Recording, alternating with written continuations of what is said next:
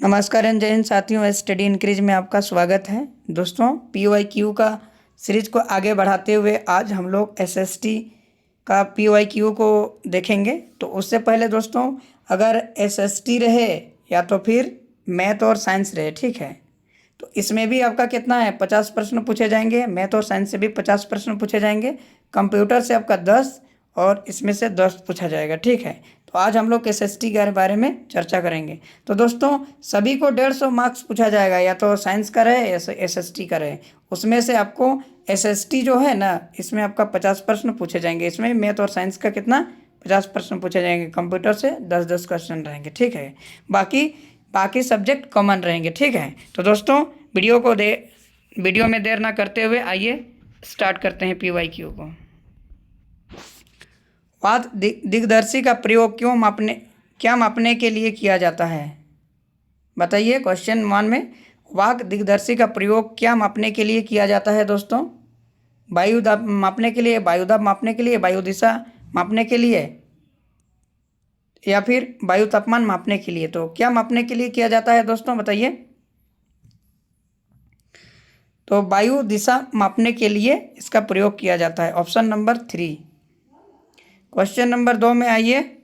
वायुमंडल की निम्नलिखित में से कौन सी परत रेडियो तरंग के संचार में मदद करती है? यानी वायुमंडल का कौन सा ऐसा परत है जिसमें रेडियो तरंगों का संचार किया जाता है? तो किस में होगा दोस्तों? समताप मंडल में होता है कि मध्यमंडल में होता है, वायुमंडल में होता है, बहिर्मंडल में होता है, या वायुमंडल में होता है? बताइए।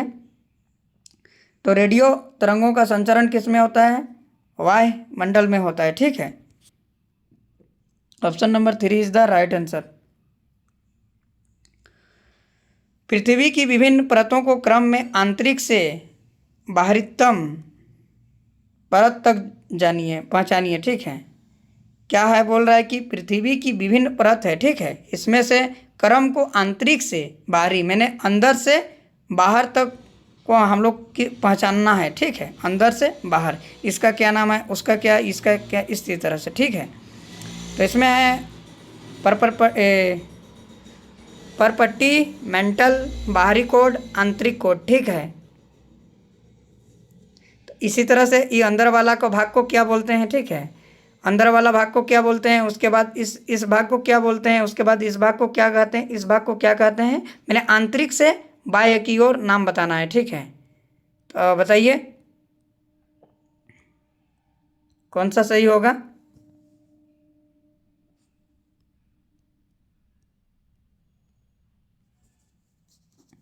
तो कौन सा सही होगा दोस्तों? इसको क्या बोलते हैं? आंतरिक कोड बोलते हैं। इसको क्या बोलते हैं? आंतरिक कोड बोलते हैं। उसके बाद बाहरी कोड, मेंटल और परपट्टी, ठीक है। इसको इंग्लिश में भी देख सकते हैं, इनर कोर, आउटर कोर और मेंटल क्रस्ट, ठीक है। तो इसका सही आंसर क्या होगा दोस्तों? यानी इसको बोल सकते हैं हम लोग, जो इस वाला भाग को आंतरिक कोड बोलते हैं। उसके बाद ये वाला को बाहरी कोड बोलते हैं, ठीक है। उसके बाद मेंटल बोलते हैं इसको, मेंटल का भाग ये हो गया, उसके ऊपर पट्टी ये हो गया, ठीक है। तो इस तरह से क्रम में उसको बैठाना है दोस्तों। तो इसका सही आंसर क्या हो जाएगा? 33 का 4 आंसर सही हो जाएगा, ठीक है। तो option number 4 is the right answer. उसी तरह से देख सकते हैं नेक्स्ट क्वेश्चन। दिए गए आरेख में सूर्य, पृथ्वी और चंद्रमा की स्थिति को ध्यान से देखिए और बताइए कि यह क्या दर्शाता है, ठीक है। देखिए, सूर्य, पृथ्वी और चंद्रमा को देख करके स्थिति को ध्यान से देखिए और बताइए कि क्या दर्शा रहा है, ठीक है। तो क्या दर्शा रहा है, बताइए। ऑप्शन नंबर में चढ़ते हैं। सूर्य ग्रहण हो रहा है, या चंद्र ग्रहण हो रहा है, या बृहद ज्वार भट्टा हो रहा है, या लघु ज्वार भट्टा हो रहा है? बताइए। तो इसको पिक्चर को देख करके बताइए। Observe carefully the location of this sun, earth and moon in the given diagram and tell what it depicts. तो क्या हो रहा है दोस्तों, बताइए। तो ये क्या होता है? ज्वार भट्टा होता है। अगर इस तरह से है तो इसमें क्या हो रहा है? पृथ्वी है, चंद्रमा है, सूर्य, चंद्रमा और पृथ्वी है। यहाँ पृथ्वी है, पृथ्वी में क्या हो रहा है? सूर्य, चंद्रमा है। तो ये क्या दर्शा रहा है दोस्तों, किस स्थिति को दर्शा रहा है, तो लघु ज्वार भट्टा को की स्थिति को दर्शा रहा है, यानी चौथा इज द राइट आंसर। ठीक है, नेक्स्ट क्वेश्चन में चलते हैं दोस्तों। जब नदी मैदान में प्रवेश करती है, जब नदी में प्रवेश करता है जब नदी मैदान में प्रवेश करती है तो यह मुड़ जाती है और बड़े मोड़ बनकर बहती है, तो जो कहलाता है, क्या कहलाता है दोस्तों, बढ़िया से क्वेश्चन को समझना होगा। जब नदी मैदान में प्रवेश करती है तो यह मुड़ जाती है और बड़े मोड़ बनाकर बहती है, जो क्या कहलाती है, तटबंध, बाढ़ का मैदान, विसर्प या झाप झील। तो क्या दर्शाता है दोस्तों, विसर्प, इसको क्या बोला जाता है, विसर्प बोला जाता है। ठीक है, जब नदी मैदान में प्रवेश करती है तो उसको क्या कहा जाता है दोस्तों, विसर्प कहा जाता है। नहीं, option number 3 is right answer. ठीक है, उसी तरह से नेक्स्ट क्वेश्चन देखिए दोस्तों। अधिकांश दुर्गम क्षेत्रों में और आपदाओं के समय लोगों को बचाने और भोजन, जल, कपड़े एवं दवाओं को वितरित करने के लिए यातायात का कौन सा साधन बेहद उपयोगी है। क्या बोल रहा है दोस्तों, अधिकांश स्तर पर दुर्गम क्षेत्र में और आपदाओं के समय में लोगों को बचाने और भोजन, जल, कपड़े एवं दवाओं को वितरित करने के लिए यातायात का कौन सा साधन बेहद उपयोगी, वायुमार्ग, रेल मार्ग, सड़क मार्ग, जल मार्ग। बताइए क्या उपयोगी होगा 36 का, यानी ऑप्शन नंबर 6, क्वेश्चन नंबर 6 क्या होगा, यानी इसमें अगर बाढ़ आ गया है, आपदा आ गया है, ठीक है, तो आदमी को बचाना है, जल, भोजन, कपड़े तो का वितरित करना है, तो उसको किस मार्ग को उसको बेहद उपयोगी होगा दोस्तों, तो वायु मार्ग सबसे उपयोगी होगा। ठीक है, क्वेश्चन नंबर 7 में जा रहे हैं दोस्तों। बताइए, भूगोल की वो शाखा जो विशिष्ट मानव जनसंख्या की संरचना के विषय से संबंधित है, क्या कहलाती है, नगरीय भूगोल, जैव भूगोल, जनसांख्यिकी, मानव भूगोल। क्या आंसर होगा सही, बताइए। भूगोल की वो शाखा है जो विशिष्ट मानव जनसंख्याओं की संरचना के विषय से संबंधित है, क्या कहलाती है, यानी जनसंख्या कहलाती है। ठीक है, ऑप्शन नंबर 3। इसमें दोस्तों अभिकथन दिया हुआ है। अभिकथन क्या बोल रहा है कि ए में सूर्य जो है गुजरात में अरुणाचल प्रदेश से लगभग 2 घंटे बाद अस्त होती है। गुजरात में अरुणाचल प्रदेश से लगभग 2 घंटे बाद अस्त होती है, डूबती है। ठीक है, और कारण आर बोल रहा है अरुणाचल प्रदेश गुजरात की तुलना में उच्च अक्षांश पर स्थित है। तो ये अभिकथन, कौन सा अभिकथन सही होगा बताइए दोस्तों। तो क्या दोस्तों अभिकथन ए और कारण ए दोनों क्या है, सत्य है, लेकिन आर ए को स्पष्टीकरण नहीं करता है, आर ए को सही स्पष्टीकरण नहीं करता, यानी option number 2 is the right answer. इसी तरह से क्वेश्चन आएगा दोस्तों। ठीक है, देख सकते हैं, तो इसका सही आंसर क्या होगा, ए और आर दोनों सत्य तो है, लेकिन आर ए को स्पष्टीकरण नहीं करता है। ठीक है,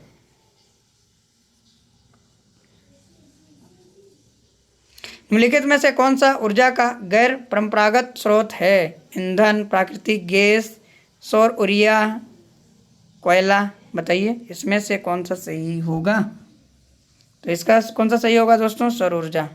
ठीक है, नेक्स्ट पूछते हैं, इसके मतलब कि सौर ऊर्जा का चैप्टर को सही से पढ़ना होगा। ठीक है, विशेष रूप से निर्मित टैंकों और तालाबों में मछली का प्रजनन कहलाता है, सेरीकल्चर, विटीकल्चर, हॉर्टिकल्चर, पिसीकल्चर।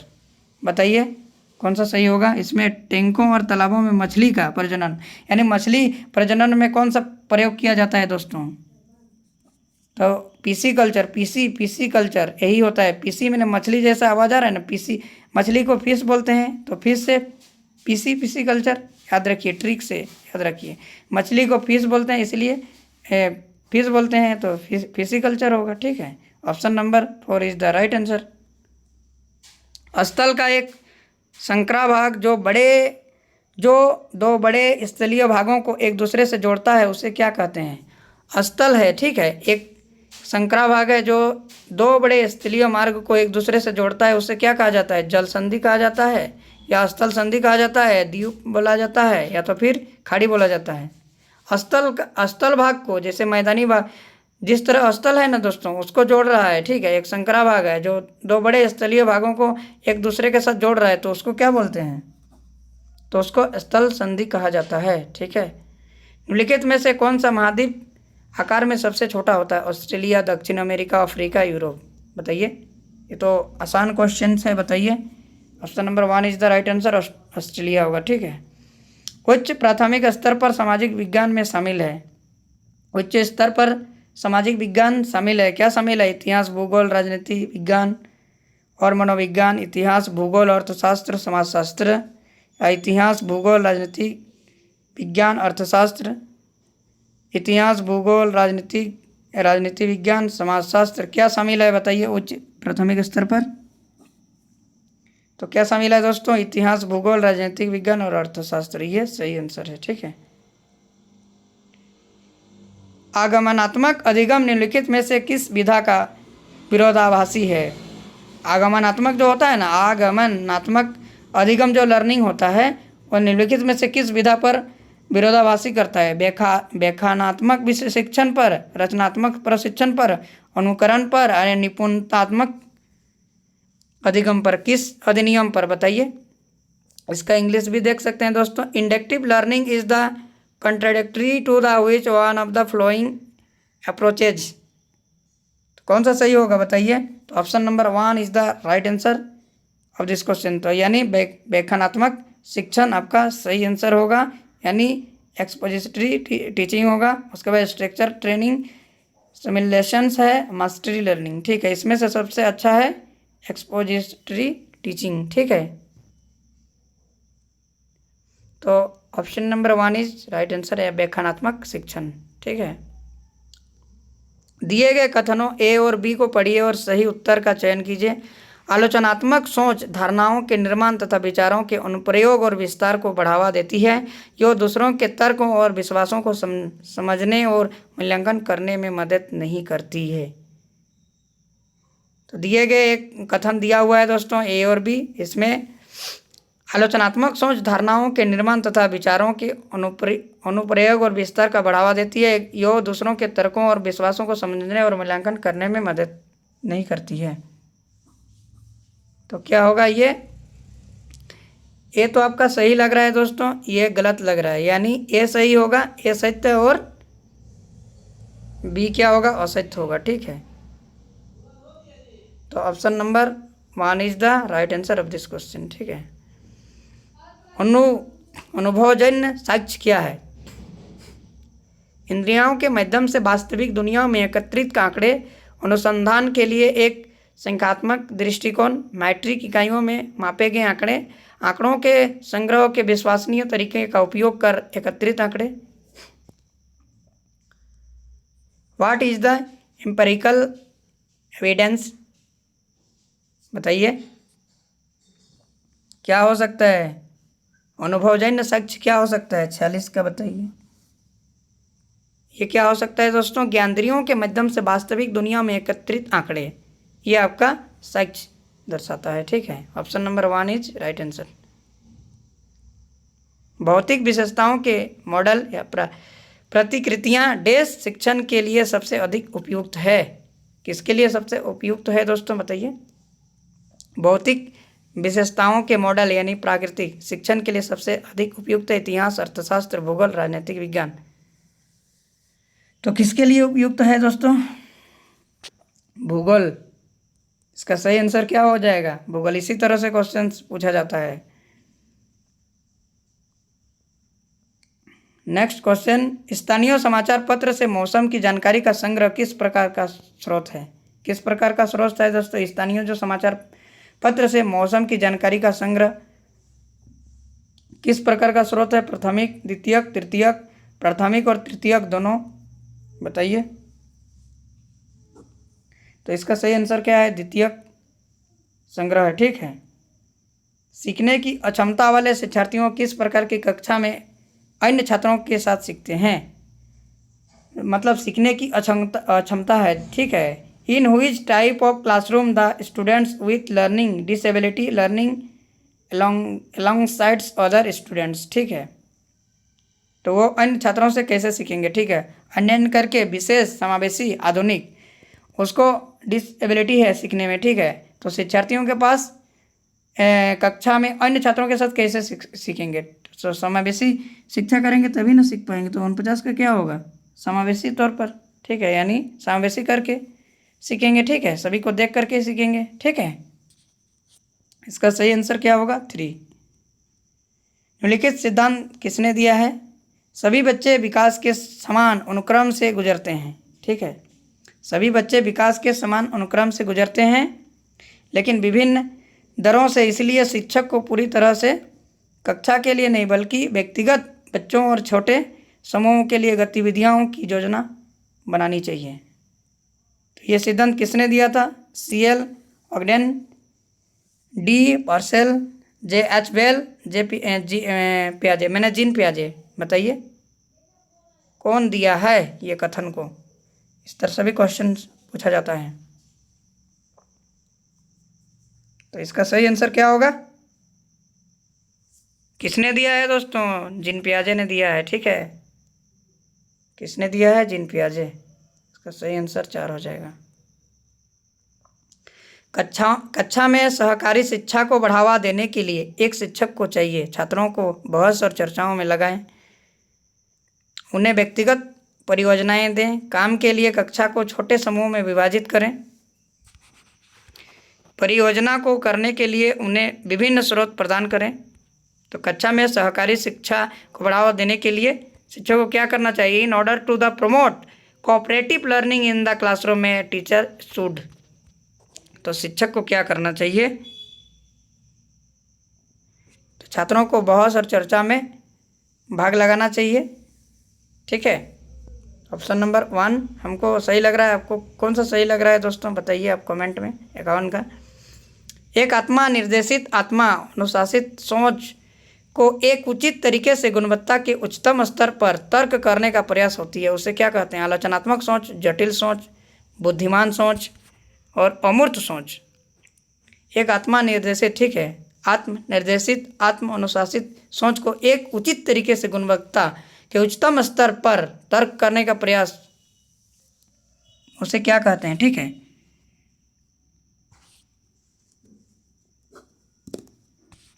आलोचनात्मक सोच, इसको क्या बोलते हैं, आलोचनात्मक क्रिटिकल थिंकिंग बोला जाता है, ठीक है।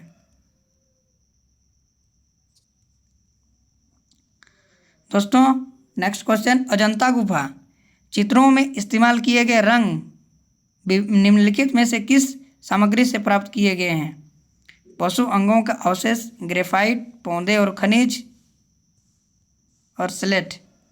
अजंता की जो गुफाएं हैं चित्र में इस्तेमाल किए गए हैं दोस्तों, और रंग निम्नलिखित में से किस सामग्री से प्राप्त किया गया है, तो किस सामग्री से प्राप्त किया गया है, तो option number 3 is the right answer of this question, यानी पौधों और खनिज से प्राप्त किया गया है। सबसे पुरानी पांडुलिपियां डैश पर लिखी गई थी, किस पर लिखी गई, ताड़पत्रों, पत्थरों, कागज, लकड़ी, 54। बताइए,